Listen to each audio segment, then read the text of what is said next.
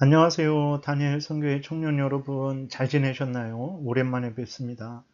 여름방학이 지나고 또 이제 2학기가 시작할 때 제가 또 몸이 조금 아파서 회복하는데 좀 시간이 걸렸어요.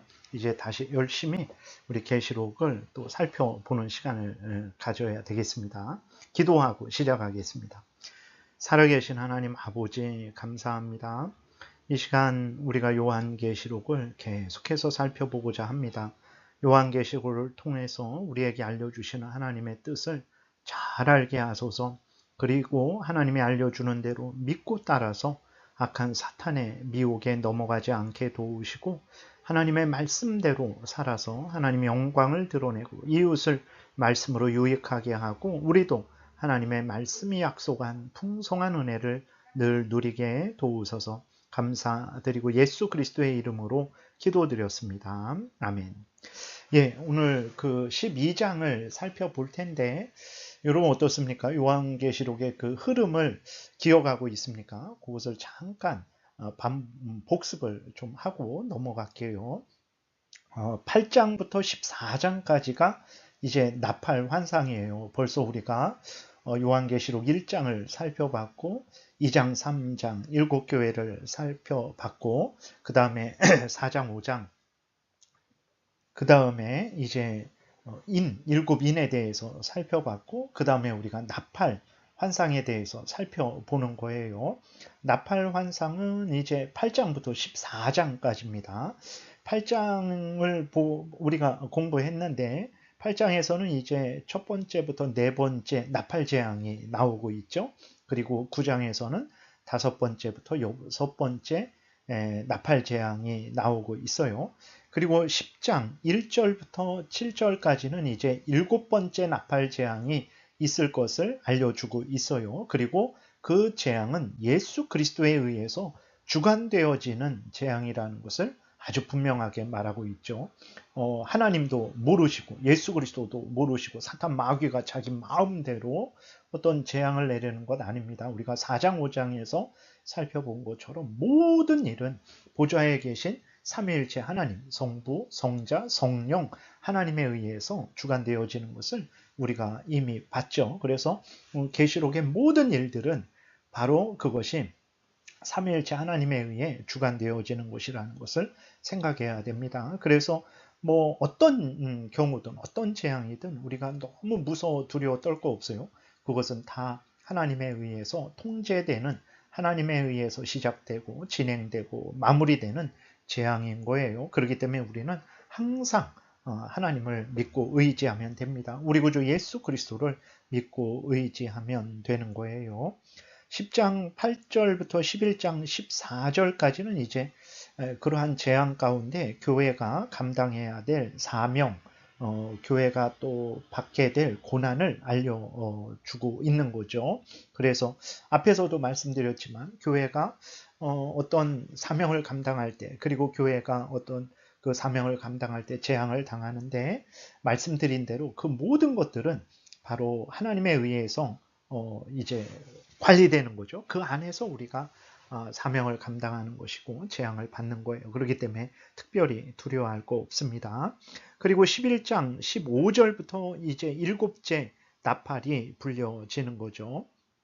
그리고 12장, 13장은 그 교회를 핍박하는 존재가 사탄과 그 무리들이라는 것을 우리에게 알려주고 있는 거예요. 그러니까 8장부터 14장까지가 이제 나팔 재앙인데 그 중에서 12장, 13장은 교회를 핍박하는 존재가 어떤 존재인지를 우리에게 알려주고 그 존재들이 예수 그리스도에 의해서 이제 멸망될 것이라는 것을 우리에게 알려줘서 우리가 하나님의 뜻대로 살아갈 때 교회를 핍박하는 사탄과 그 무리들을 두려워하지 말고 오히려 담대하게 하나님을 의지함으로 예수 그리스도를 의지함으로 맞서 싸우면 승리하게 된다라는 거죠. 그것이 14장에서 이제 나타나고 있는 거예요. 그래서 이런 전체 흐름을 우리가 알고 요한계시록을 보게 되면 특별히 8장부터 14장까지 나팔 재앙을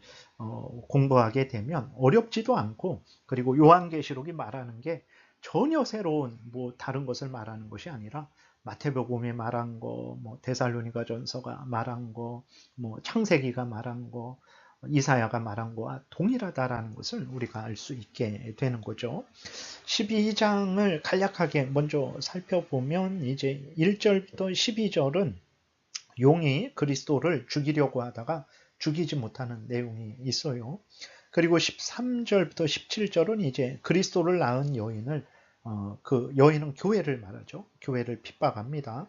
그리고 17절부터는 이제 여인, 교회를 핍박하는데 실패하자 이제는 여인의 남은 자손들, 성도들 개개인을 핍박하는 내용이 기록되어 있습니다.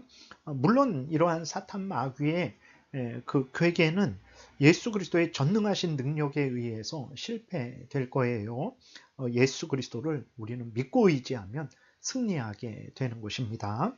1절, 2절에 보게 되니까 하늘에 큰 이적이 보이니 해를 옷 입은 한 여자가 있는데 그 발 아래에는 달이 있고 그 머리에는 12별의 관을 썼더라. 이 여자가 아이를 베어 해산하게 되매 아파서 애를 쓰며 부르짖더라. 무슨 내용일 것 같습니까? 다른 것이 아니고 교회에 대해서 말을 하는 거예요. 구약교회. 그리고 그 교회를 통해서 이제 예수 그리스도가 오시는 그것을 이렇게 표현을 한 것입니다. 여자는 교회를 나타내요. 그래서 하나님께서 이스라엘 백성들을 여자로 표현하실 때가 여러 번 있었어요. 이사야 51장에도 보게 되면 이렇게 말을 하고 있어요. 나 여호와가 이같이 말하노라. 내가 너희의 어미를 내보낸 이혼 증서가 어디 있느냐? 내가 어느 체주에게 너희를 팔았느냐? 보라, 너희는 너희의 죄악으로 말미암아 팔렸고 너희의 어미는 너희의 배역함으로 말미암아 내보냄을 받았느니라. 그랬을 때 너희 어미는 이스라엘 백성들을 말하죠. 그래서 이스라엘 백성들은 구약교회입니다. 그래서 사도행전 7장에도 보게 되면 스데반이 이스라엘 백성, 출애굽에서 나온 이스라엘 백성들을 광야교회라고 말을 해요. 그래서 구약의 이스라엘 백성들은 교회를 나타내는 거예요. 그 구약의 이스라엘 백성들, 그 교회를 여자로 표현할 때가 성경에 종종 있어요. 그래서 12절 1절에 그 여자는 교회를 말한다라는 것을 우리가 이해하면 되겠어요. 어렵지 않죠? 그리고 근데 그 여자가 해를 옷 입었대요. 해로 옷을 입은 거예요. 대단하죠? 그리고 그 발 아래에는 달이 있대요. 머리에는 12벌의 관을 썼대요. 그것은 교회의 영광스러움을 나타내는 것입니다. 세상에서는 교회를 조롱하고 멸시하죠. 그러나 하나님이 보실 때 그 교회는 아주 이렇게 해를 옷 입고 그 발에는 달이 있고 12별의 면류관 영광스러운 모습으로 하나님에게는 보인다라는 것을 기억하고 교회에 속한 우리들이 이렇게 하나님께서 우리를 존귀하게 여겨 주신다라는 것을 기억하고 기뻐하고 즐거워해야 되죠. 특별히 뭐 12별의 면류관을 썼다. 구약의 이스라엘 백성들 12지파를 통해서 이제 이스라엘 백성들이 형성되었죠. 그것을 나타내는 것입니다. 아이를 베어 해산하게 되매 그랬어요.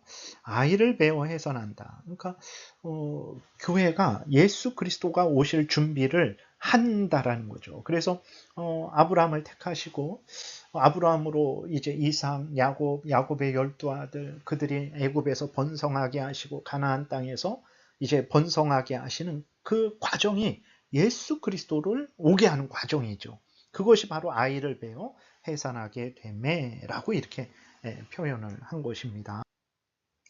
그리고 3절에 보게 되니까 하늘에 또 다른 이적이 보이니 보라 한 큰 붉은 용이 있어 머리가 7이요 뿔이 10이라 그 여러 머리에 7 왕관이 있는데 라고 했는데 이 붉은 용은 무엇을 나타냅니까? 바로 사탄 마귀를 나타내는 거죠. 그래서 피 흘리는 자 같이 그러한 사탄 마귀가 요한복음 8장에 보게 되니까 예수님이 처음부터 살인한 자라고 이렇게 말씀을 하시죠. 왜 그렇습니까? 악한 사탄 마귀가 아담과 하와를 유혹을 했죠. 미혹을 했어요. 그래서 범죄하게 해서 아담과 하와가 죽는 것은 물론이거니와 아담과 하와의 모든 후손들인 우리들도 모든 인간들이 다 죽음의 종로로 타게 했죠. 그래서 사탄 마귀는 처음부터 살인한 자죠. 그 살인한 자를 다른 표현으로 피 흘린 자, 악한 자 이렇게 표현을 하는 거예요. 그래서 붉은 용이다 이렇게 사탄을 표현을 한 것입니다. 근데 그 붉은 용인데 큰 붉은 용이다 이렇게 말을 합니다. 그래서 사탄의 사악함이, 그 악함이, 그 사탄의 그 사악한 권세가 아주 크다라는 거예요. 그것은 이제 하나님과 힘을 겨룰 만큼 크다 이런 의미가 아니라 사탄의 악함이 아주 악하다, 매우 악하다 이렇게 말을 하는 것입니다. 그래서 여러분이 이렇게 사탄에 관한 것들 그런 거는 처음부터 여러분 이렇게 만지지도 마시고 여러분 그것을 맛보지도 마세요. 아주 우리 눈에는 그럴듯하게 보이고 별거 아닌 것처럼 보일지라도 그 이면에는 아주 큰 사악함이 있는 거예요. 그래서 절대로 여러분 장난으로도 뭐 점 같은 거 보지 마시고 장난으로도 뭐 악한 생각, 악한 말, 악한 행동 하지 마세요. 그 이면에는 사탄의 아주 큰 사악함, 절대로 빠져나오지 못하는 사악함이 있어요. 조심해야 됩니다. 머리가 7, 뿔이 10, 머리에 7 왕관이 있다 그랬어요. 마치 자신이 예수 그리스도를 본따서 마치 자신이 예수 그리스도와 비슷한 존재인 양 자신을 이렇게 표현을 하는 거죠. 그만큼 또 악하고 사악하다라는 것을 말을 하는 거예요. 근데 앞에서도 계속 말씀드리지만 사탄이 뭐 머리가 7이든 뿔이 10이든 뭐 머리에 7 왕관을 썼든 상관없습니다. 우리 구주 예수 그리스도가 사탄 마귀를 멸하시는 거예요. 그렇기 때문에 우리는 사탄을 두려워할 것이 아니고 예수 그리스도를 믿고 의지하고 예수 그리스도 안에서 예수 그리스도의 말씀, 하나님의 말씀을 가지고 성령의 도우심을 받아서 우리가 사탄 마귀와 맞서 싸우면 우리가 이기게 됩니다. 사탄 마귀가 어떻든 상관없어요. 우리 구주 예수 그리스도가 그 사탄 마귀를 영원한 지옥불에 던져 넣으시기 때문에 그렇습니다. 그 다음에 머리가 7 뿔이 10, 머리에 7 왕관, 이거는 사탄의 그 악한 통치력을 말하는 거죠. 사탄도 통치합니다. 그래서 사람 자신의 그 종로로 타는 자들을 미혹하고 회개하고 돌이키지 못하게 하고 악을 행하게 하는 그런 통치를 하는 거죠. 그것을 표현을 한 거예요.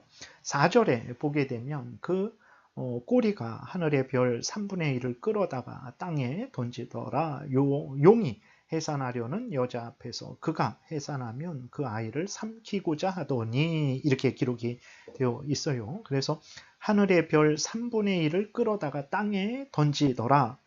사탄의 악한 능력이 대단하죠. 대단해도 하나님의 주권하에 있는 거지 하나님과 동등한 대단함 전혀 아닙니다. 사탄의 능력이 있다라는 것이고 그 능력이 사악하다라는 거예요. 그 다음에 이제 이것은 사탄과 다른 천사들의 타락을 말하죠. 사탄이 우두머리가 되어서 그 다른 천사들이 사탄과 함께 타락을 한 거예요. 그래서 타락한 그 목적이 뭐냐? 사탄 마귀의 목적이 뭐냐? 이것을 4절을 통해서 우리가 알 수 있죠. 용이 해산하려는 여자 앞에서 그가 해산하면 그 아이를 삼키고자 하더니 그랬어요.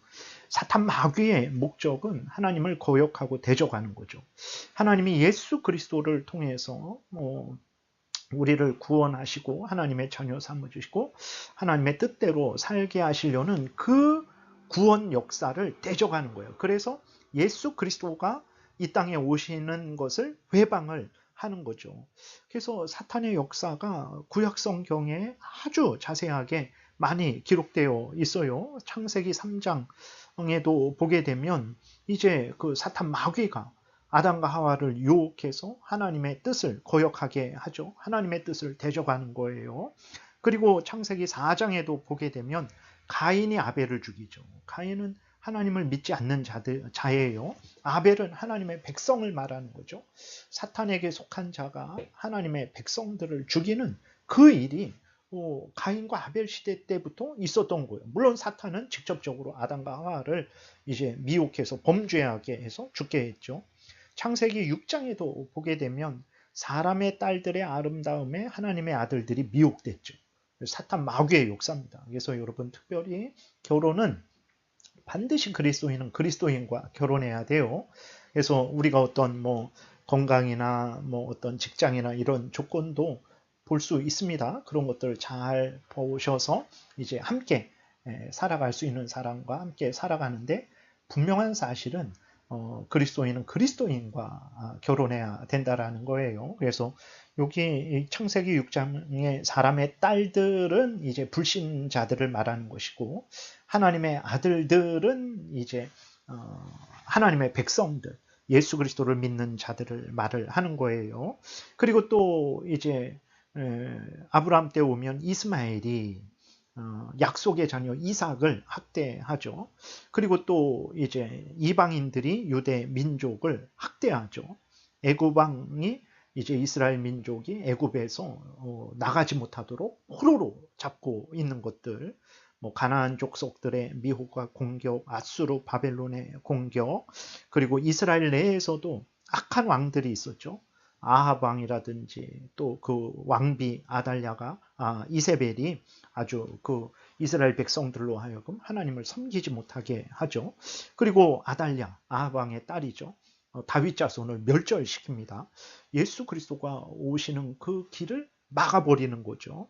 뭐 에스더 시대의 하만이 이스라엘 민족을 완전히 진멸하려고 했었죠.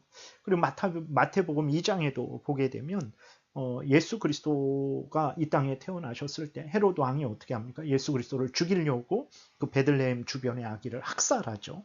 그러한 그 사탄 마귀와 그 무리들이 하나님의 구원 역사를 방해하고 예수 그리스도가 오실 길을 방해하는 모습을 어떻게 표현했습니까? 4절에 그 꼬리가 하늘의 별 3분의 1을 끌어다가 땅에 던지더라. 용이 해산하려는 여자 앞에서 그가 해산하면 그 아이를 삼키고자 하더니 하는 이 환상의 모습으로 표현을 한 거예요. 그러니까 요한계시록이 말하는 것이나 창세기, 마태복음, 다른 성경이 말하는 것이나 똑같은 거예요.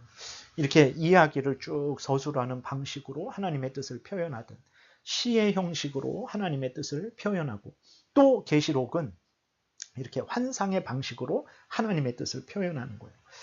요한계시록이 말하는 게 다른 거 말하는 게 아닙니다. 창세기부터 계시록까지 다른 성경이 말하는 걸 똑같이 말하고 있는 거예요. 표현 방식이 다를 뿐입니다. 그렇기 때문에 요한계시록을 말한다고 하면서 뭐 신천지 이만희 같이 전혀 엉뚱한 말을 한다. 창세기하고도 비교해 보니까 틀리고 마태복음하고도 비교해 보니까 틀리고 뭐 데살로니가 전후서와 비교하니까 틀리고 다니엘서와 비교하니까 틀리고 그러면 요한계시록을 잘못 해석한 거예요. 요한계시록은 다른 성경과 똑같이 하나님이 어떤 분인지, 삼위일체 하나님이 어떤 분인지, 어떤 말씀을 하셨고 어떤 일을 하셨는지, 우리 예수 그리스도 안에서 우리를 하나님이 어떻게 구원하시는지, 우리 구주 예수 그리스도는 어떤 분인지, 그리고 성경을 통해서 하나님이 우리에게 믿으라는 것은 무엇이고 행하라는 것은 무엇인지 이것을 알려주는 거예요. 창세기부터 계시록까지 모두 이것을 알려주는 거예요. 그렇기 때문에 요한계시록은 다만 다르다면 이런 환상의 방식으로 우리에게 하나님의 뜻을 알려주는 거죠. 그렇기 때문에 요한계시록을 자세히 살펴보면 어렵지 않아요. 그렇기 때문에 여러분들이 있는 교회 목사님과 함께 요한계시록을 잘 공부하시면 됩니다. 신천지 이만희에게 절대로 가지 마세요. 네, 알겠죠? 다음 시간에 또 이렇게 우리 공부하겠습니다. 기도드릴게요. 하나님 아버지 감사합니다. 우리 다니엘 선교회 청년들 지키시고 보호하시고 하나님의 말씀을 잘 알고 믿고 순종해서 하나님의 영광을 드러내고 이웃을 말씀으로 유익하게 하고 또 하나님이 주시는 은혜를 풍성히 누리고 늘 악한 사탄 마귀의 괴계를 분별하고 대적하여 싸워 승리하게 도우소서 예수님 이름으로 기도드렸습니다. 아멘. 네, 다니엘 선교회 청년 여러분 다음 시간에 또 뵙겠습니다. 안녕히 계세요.